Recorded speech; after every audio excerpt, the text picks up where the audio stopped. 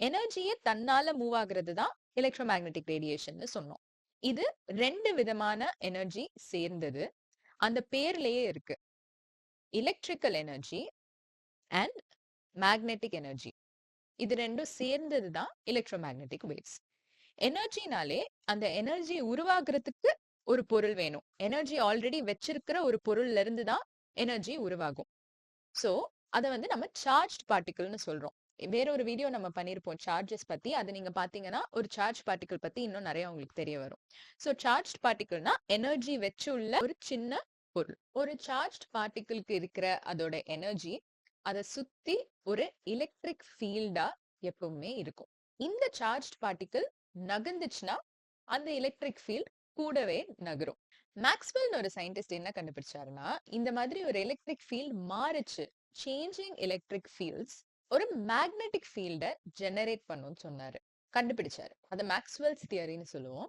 So இந்த charge particle நகர ஆரம்பிச்சதுன்னா அந்த சார்ஜ் பார்ட்டிகிளை சுத்தி இருக்கிற எலக்ட்ரிக் ஃபீல்ட் ஒரு மேக்னெட்டிக் ஃபீல்டை ஏற்படுத்தும். அந்த எலக்ட்ரிக் ஃபீல்ட் நகர்ற காரணமா ஒரு மேக்னெட்டிக் ஃபீல்ட் உருவாகும். சோ இந்த சார்ஜ் பார்ட்டிகிள் ஒரே ஸ்பீட்ல மூவ் ஆகிட்டு இருக்க வரைக்கும் அந்த மேக்னெட்டிக் ஃபீல்ட் கான்ஸ்டன்டா இருக்கும், எலக்ட்ரிக் ஃபீல்டும் கான்ஸ்டன்டா இருக்கும்.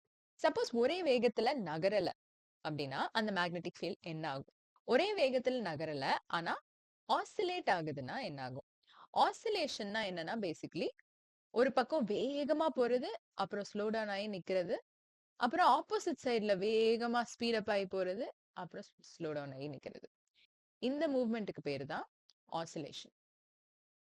சோ ஒரு பொருள், ஒரு சார்ஜ் பார்ட்டிகிளே எடுத்துக்கிட்டோம்னா அது ஆசிலேட் ஆகுதுன்னா 2 விஷயம் மாறுது.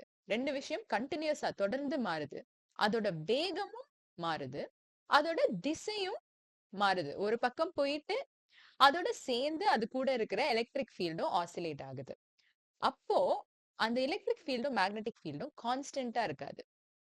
ஒரு சார்ஜ் பார்ட்டிகிள் ஆசிலேட் ஆகும்போது அந்த எலக்ட்ரிக் ஃபீல்டும் மேக்னெட்டிக் ஃபீல்டும் அதுவும் மாறிக்கிட்டே இருக்கும்.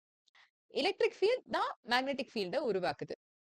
அந்த மேக்னெட்டிக் ஃபீல்ட் நிலையா நிக்கிறதுக்குள்ள இந்த எலக்ட்ரிக் ஃபீல்ட் மாறிடுது.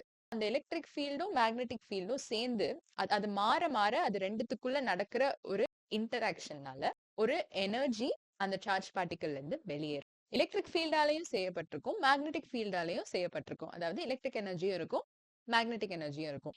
இந்த வெளியேற எனர்ஜி தான் அலைகளா வெளியேறும். இதுக்கு பேரு தான் எலக்ட்ரோ மேக்னெட்டிக் வேவ்ஸ் இல்லனா எலக்ட்ரோ மேக்னெட்டிக் ரேடியேஷன் சொல்றோம்.